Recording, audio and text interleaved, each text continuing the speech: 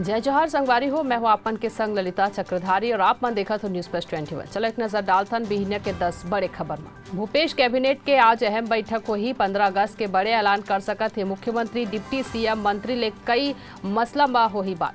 छत्तीसगढ़ में आज घलो बरसी बादल। सरगुजा संभाग में भारी बारिश के अलर्ट। कई जिलन में होही हल्का ले मध्यम वर्षा। वाराणसी में आज फिर ज्ञानवापी सर्वे पर पहुंची एएसआई की टीम।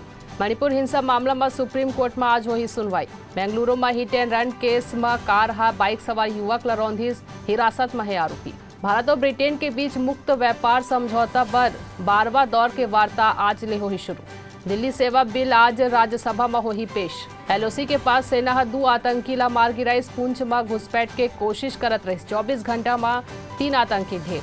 नूह पलवल के बाद अब फरीदाबाद में इंटरनेट बंद। तनावपूर्ण माहौल ला देख के लिया गया इस फैसला। कर्नाटक के कृषि मंत्री ऊपर भ्रष्टाचार के आरोप। अधिकारी राज्यपाल ला पत्र लिख के करी शिकायत। ऐसे ही तमाम जानकारी ले लगातार अपडेट रहे बर देखा तो न्यूज प्लस 21 आप मन के हक के बात।